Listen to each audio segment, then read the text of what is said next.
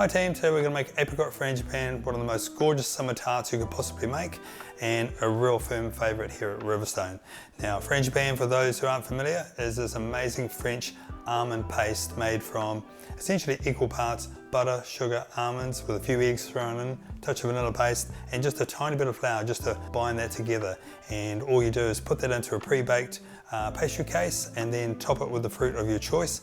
In this case we're going to use gorgeous apricots from our friends up at Waitaki Valley Orchards. The real versatility of a frangipane is you can use it actually year round. It's summer here in New Zealand, so whipping into these apricots. Previously we could use cherries, and then later on we can use peaches, other berry fruit, nectarines, and even plums. Going into autumn we can use poached pears, and it's equally delicious. So we've got some pantry staples that we have on hand all the time, so let's get into it.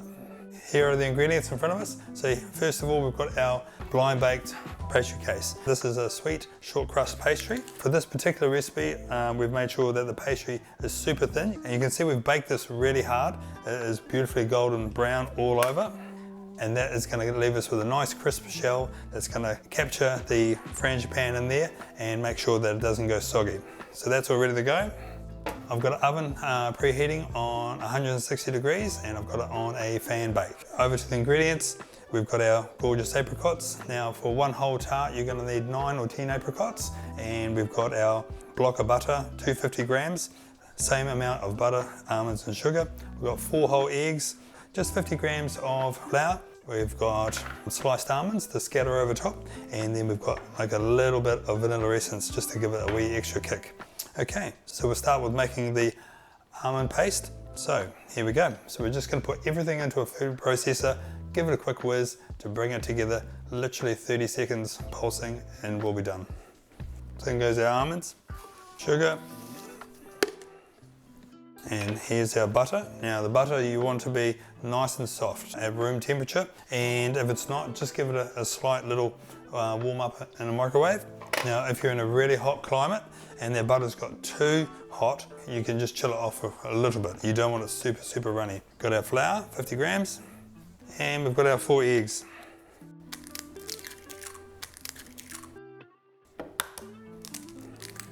Okay, touch of vanilla essence, just a few drops, and we're just going to bring this together with a quick pulse.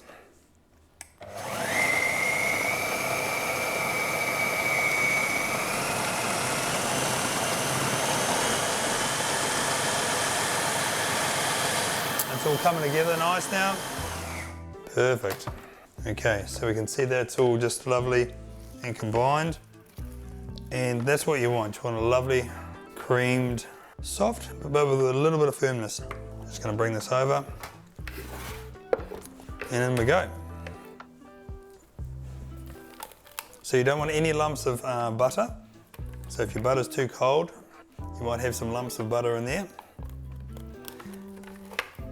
And you want it nice and spreadable, so we can get this into this tart easily.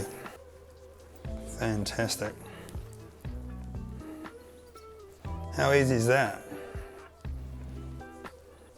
Now this paste, you could almost eat it by itself, even uncooked. Cool, so now we're going to get into our apricots. Just going to go straight in half.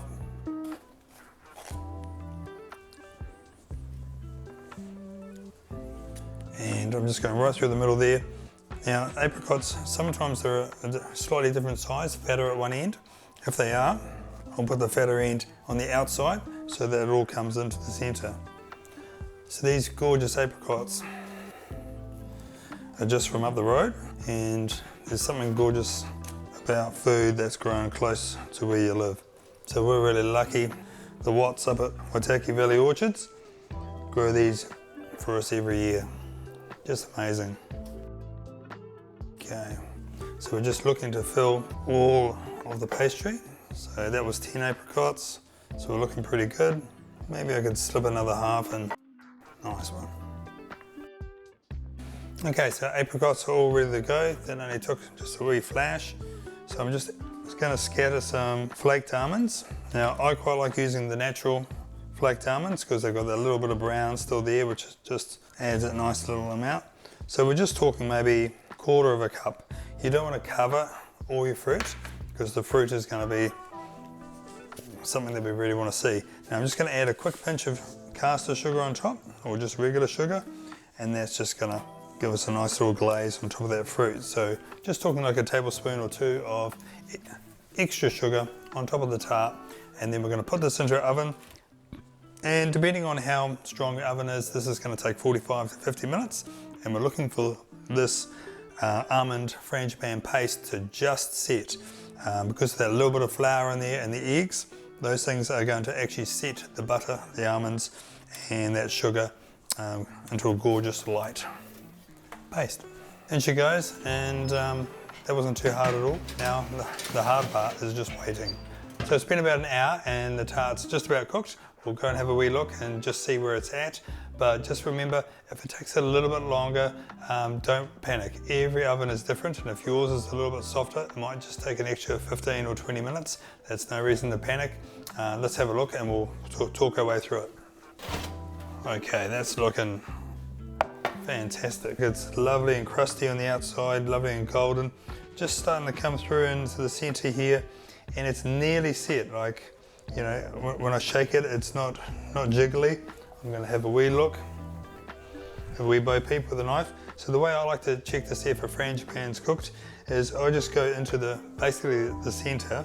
Don't go in where the fruit is, just go to the side of the fruit, and that almond paste should be just set. So it's not going to be runny, and so this probably needs 5 more minutes.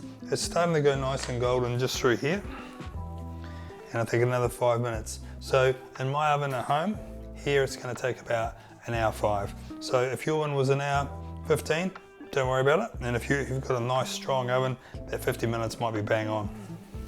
So 5 more minutes and we're in business. Okay, so we'll give it another 5 to 8 minutes.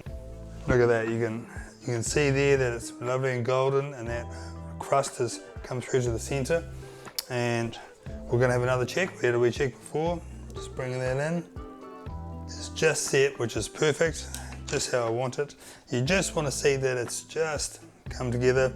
Now we're just going to leave that for 10 minutes to cool down, so it's cool enough that I can actually take it out of that base and let all those flavors settle down, and then we're into it. Okay, so this tart is cooled down beautifully. It's easy to handle. Now there's a little bit that's just spilled over here on the edge, and all you need to do is get a little serrated knife, and you can just saw that down roughly where you think. Oops. Okay, we're just going to lift this up, and even though it's quite cool on top, it's actually quite warm underneath. So I'm just going to pop this out of the pastry case. Now it's just the butter in the pastry that's making it not stick. So we just pop that like that, and because it's still warm, that's what's going to make it come out easy. Just working this around. There we go. Now because it is still a little bit hot, I'm going to get a tea towel. So that's been cooling for 15 minutes. Just a fraction warmer. Oh, actually I can handle that. There we go. Just lovely.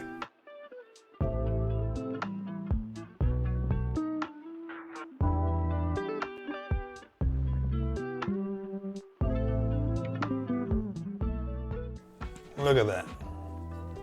Apricot Frangipane, the taste of summer.